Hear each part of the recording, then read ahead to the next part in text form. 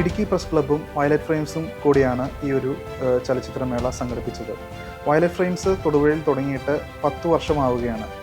അതോടനുബന്ധിച്ച് press ക്ലബിൻ്റെ കൂടെ ഇങ്ങനെയൊരു ചലച്ചിത്രമേള നടത്താൻ സാധിച്ചതിൽ വളരെയധികം സന്തോഷമുണ്ട്. ഇടുക്കി പ്രസ് ക്ലബ്ബും വയലറ്റ് ഫ്രെയിംസും സംയുക്തമായി സംഘടിപ്പിച്ച ഇടുക്കി ഫിലിം ഫെസ്റ്റിവലിൻ്റെ റിസൾട്ട് ഏറ്റവും ബെസ്റ്റ് ഫിലിമായി നമ്മൾ തിരഞ്ഞെടുത്തിരിക്കുന്നത് രാഹുൽ ശശിധരൻ സംവിധാനം ചെയ്ത രാജകുമാരി എന്ന മൂവിയാണ്. ഏറ്റവും മികച്ച ചിത്രമായിട്ട് തിരഞ്ഞെടുത്തിരിക്കുന്ന രണ്ടാമത്തെ ചിത്രം ഫെബിൻ മാർട്ടിൻ എന്ന സംവിധായകന്റെ ഹിതം എന്ന ചിത്രമാണ്. മൂന്നാമത്തെ ബെസ്റ്റ് ഫിലിമായിട്ട് നമ്മൾ തിരഞ്ഞെടുത്തിരിക്കുന്നത് സിരിൻസൻ സംവിധാനം ചെയ്ത അവസാനത്തെ മോഷണം എന്ന ഒരു മൂവിയാണ്. IDFF 2024 സ്പെഷ്യൽ ജൂറി അവാർഡ് കരസ്ഥമാക്കിയിരിക്കുന്ന ചിത്രം വെള്ളിയാഴ്ചകളിലെ വെള്ളിമുട്ടകൾ എന്ന മൂവിയാണ്.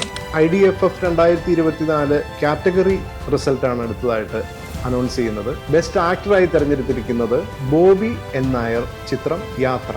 ബെസ്റ്റ് ആക്ട്രസായി തിരഞ്ഞെടുക്കപ്പെട്ടിരിക്കുന്നത് രാജകുമാരി എന്ന ചിത്രത്തിലെ Vaiga K Sanjeev. Best script റൈറ്ററായി തിരഞ്ഞെടുക്കപ്പെട്ടിരിക്കുന്നത് ഹിതം എന്ന മൂവിയിൽ നിന്ന് ഫെബിൻ മാർട്ടിൻ. ബെസ്റ്റ് ഡയറക്ടറായി തിരഞ്ഞെടുക്കപ്പെട്ടിരിക്കുന്നതും ഹിതം എന്ന മൂവിയിലെ തന്നെ ഡയറക്ടറായ ഫെബിൻ മാർട്ടിൻ തന്നെയാണ്. ബെസ്റ്റ് ക്യാമറാമാൻ ഷാരോൺ ശ്രീനിവാസ്, രാജകുമാരി എന്ന മൂവിയിൽ നിന്ന്. ബെസ്റ്റ് എഡിറ്റർ ഹിതം എന്ന മൂവി എഡിറ്റ് ചെയ്ത ഫെബിൻ മാർട്ടിൻ തന്നെയാണ്. ബെസ്റ്റ് BGMനുള്ള അവാർഡ് കരസ്ഥമാക്കിയിരിക്കുന്നത് രാജകുമാരി എന്ന മൂവിയിൽ നിന്ന് KC സിദ്ധാർത്ഥനാണ്.